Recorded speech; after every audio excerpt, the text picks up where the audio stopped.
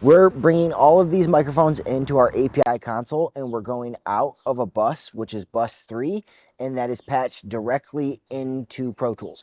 We are not using any processing on the way in. I have a Paultec, but I feel like it's a little bit too heavy-handed. Jerry was using a Manly Enhanced Paultec, and I used the MBEQ to try and recreate that. There is a slight boost centered around roughly 4K with a very wide bell. You can check that out here. The next question is, don't you think it needs a little bit more low end? No, I actually think, listening back, that Kevin may be right about this one. I think it may actually have just a little bit less low end in the original sound. I still think our sound's great. The next question we've been hearing a lot is, what guitar are you using?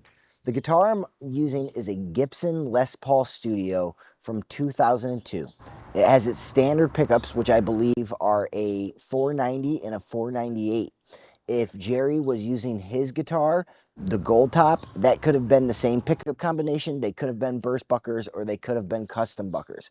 If they were using Tom's guitar, it could have been a Seymour Duncan Invader. The one thing that I will say is that, on some of the songs, it does sound like there's a little bit more gain, and I don't think that that really comes from changing the knobs so much as in playing with a guitar with a little bit hotter of an output. But I do think that to get the main tone from Enema of the State, I think it's passive Gibson Les Paul pickups that are making that sound.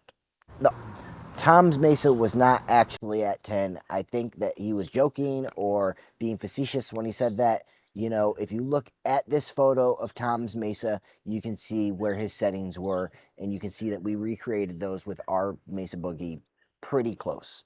We did change them slightly to get the sound dialed into our ears, but they're pretty close to where they were set, at least for the later dots on his live amplifier. Okay, so the next question is, what about greenbacks? Were there greenbacks used on the Enema of the State guitar tone? I personally can't say if there were or not. The Mesa Boogie cabinet that Tom had did not have greenbacks, and supposedly did not have greenbacks. It had vintage 30s. And the Silver Jubilee cabinet did not, come with greenbacks typically. The white cabinet that Jerry had may have came with greenbacks originally, but I think that was Jerry's main recording cabinet, and his other two recording cabinets were stuffed full of vintage 30s. To my ears, it sounds a lot like vintage 30s, so that's what I went with.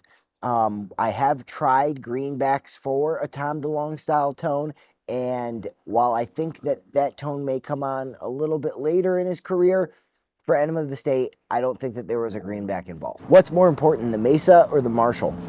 I think that they are both equally important, and they're two halves of a whole. I think of them as top and bottom amplifiers, where you have the Mesa handling the bottom and a lot of the low end and the girth of the sound, but it also brings some distortion to the table and some gain.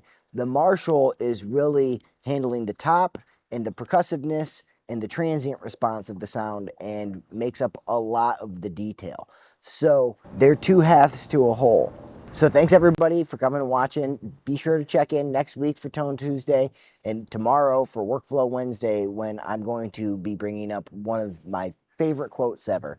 And then also, please subscribe to the channel, because we're going to be giving away a Boss CE2 pedal when we hit 1,000 subscribers. So have a wonderful day, and we will talk to you soon.